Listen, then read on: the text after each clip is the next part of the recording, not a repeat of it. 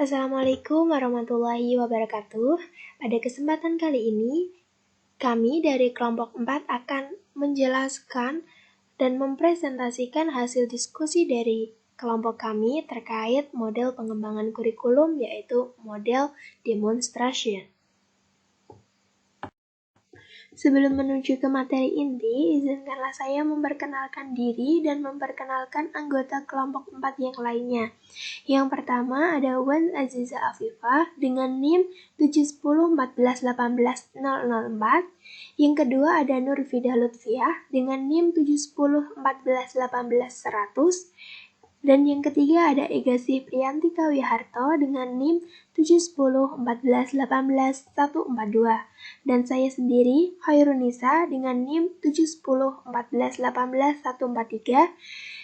Kemudian ada Puji Lestari dengan NIM 71014181252.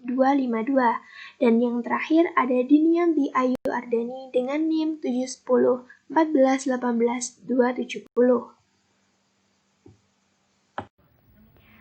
Pengembangan kurikulum model demonstrasi.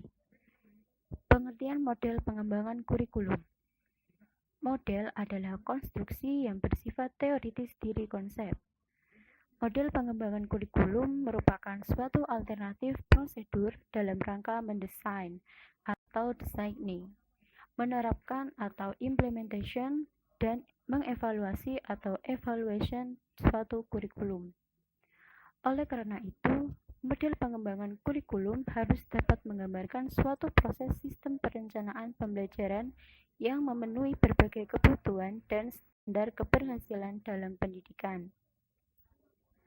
Agar dapat mengembangkan kurikulum secara baik, pengembangan kurikulum semestinya memahami berbagai jenis model pengembangan kurikulum. Yang dimaksud dengan model pengembangan kurikulum dalam tulisan ini yaitu langkah atau prosedur sistematis dalam proses penyusunan suatu kurikulum.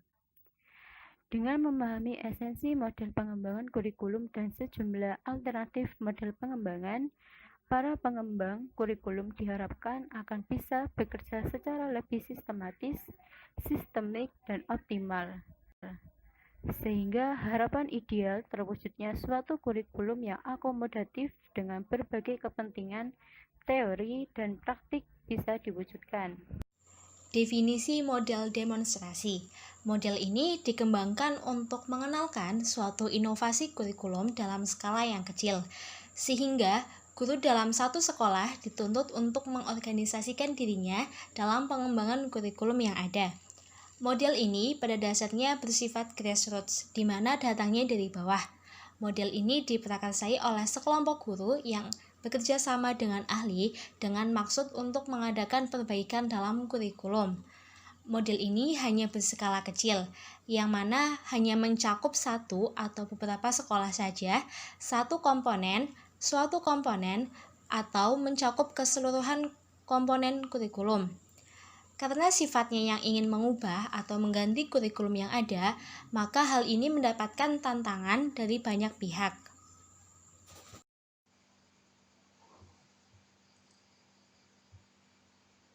Baik, selanjutnya adalah bentuk-bentuk model pengembangan kurikulum demonstrasi. Menurut Smith Stanley dan Shoris, model demonstrasi dilaksanakan dalam dua bentuk. Yang pertama, guru-guru yang diorganisasi dalam kelompok melaksanakan suatu proyek pengembangan eksperimental kurikulum.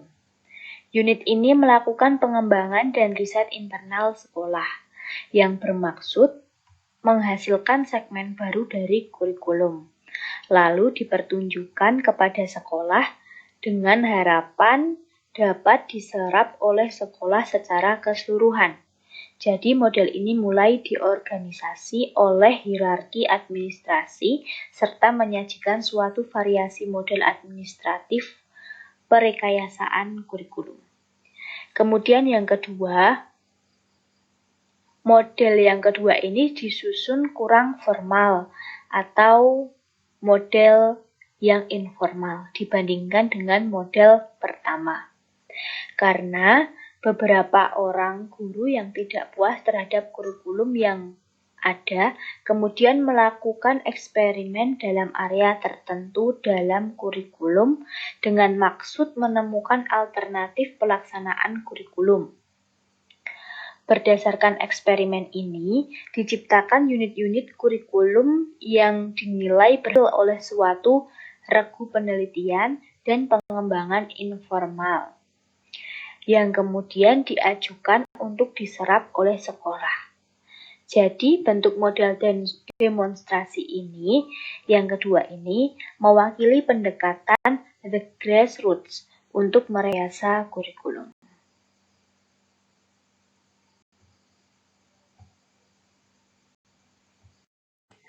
Selanjutnya kita akan membahas terkait kelebihan dan kekurangan model ini. Yang pertama kita akan membahas terkait kelebihan model pengembangan kurikulum, yaitu model demonstrasi yang diungkapkan oleh Sukma Dinati tahun 2012, yang menyebutkan ada 4 kelebihan dari model ini. Yang pertama, karena kurikulum disusun dan dilaksanakan dalam situasi tertentu yang nyata, maka akan dihasilkan suatu kurikulum atau aspek tertentu dari kurikulum yang lebih praktis. Yang kedua, pengembangan kurikulum dalam skala kecil atau aspek tertentu yang khusus sehingga sedikit kemungkinan untuk ditolak oleh administrator dibandingkan dengan pengembangan yang menyeluruh. Yang ketiga, pengembangan kurikulum dalam skala kecil dengan model ini dapat mengatasi hambatan yang sering dialami, yaitu hambatan terkait dokumentasi yang begitu bagus tetapi pada pelaksanaannya tidak ada atau tidak sesuai dengan harapan.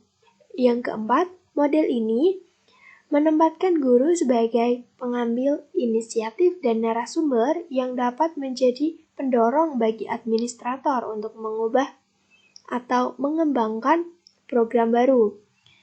Tapi, perlu hati-hati jika guru-guru yang dimaksudkan sebagai pengambil inisiatif ini justru tidak berpartisipasi, maka akan ada penerimaan dengan separuh hati, sehingga kemungkinan terburuknya adalah terjadinya apatisme.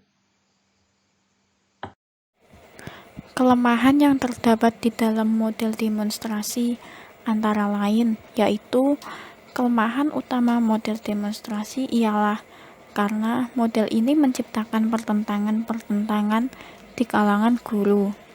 Guru-guru yang tidak ikut serta dalam proses pengembangan kurikulum cenderung menganggap guru-guru yang melakukan eksperimen dengan keraguan dan tidak yakin. Mereka menganggap kalaulah hasil eksperimen itu baik, namun kelompok tersebut tidak terbimbing, bahkan dianggap elit yang oportunistik. Perasaan dan sikap yang demikian pada gilirannya menghambat penyerapan terhadap inovasi kurikulum. Karena itu, suatu komponen yang terpenting pada model demonstrasi ini adalah perlu diadakannya komunikasi terbuka antara guru-guru yang melakukan eksperimen dengan pihak yang berwenang, misalnya perguruan tinggi yang terkait, yang bertujuan untuk mencegah rasa keraguan atau rasa ketidakikutsertaan. Sebaiknya kelompok eksperimen melakukan serangkaian demonstrasi hasil-hasil pekerjaan mereka untuk memuaskan berbagai pihak, misalnya perguruan tinggi dan para siswa, sehingga inovasi kurikulum yang telah mereka lakukan bukan hanya eksperimental, melainkan dapat diserap dan dilaksanakan dalam lingkungan sistem dalam sekolah. Langkah-langkah model demonstrasi. Model demonstrasi pada dasarnya bersifat grassroots. Model ini dipengaruhi oleh sekelompok guru yang bekerja sama dengan ahli dengan maksud mengadakan perbaikan kurikulum. Model ini mempunyai langkah-langkah antara lain sebagai berikut. Yang pertama, staf pengajar pada suatu sekolah menemukan suatu ide pengembangan dan ternyata setelah dinilai ide tersebut baik dan dapat diterapkan. Kedua, Setelah dinilai ide tersebut baik, maka hasilnya disebarkan kepada sekolah sekitar dengan catatan telah memperoleh persetujuan dari pusat pengembang kurikulum pada daerah tertentu. Ketiga, apabila ada yang belum puas dengan hasilnya, bisa melakukan uji coba atau eksperimen yang diadakan pengembang secara mandiri. Keempat, disebarluaskan di sekolah-sekolah sekitar. Cukup sekian yang dapat kami sampaikan. Kurang lebihnya saya mohon maaf. Terima kasih atas perhatian teman-teman semua. Semoga materi pada kesempatan kali ini dapat menambah wawasan kita bersama. Sekian dan wassalamualaikum warahmatullahi wabarakatuh.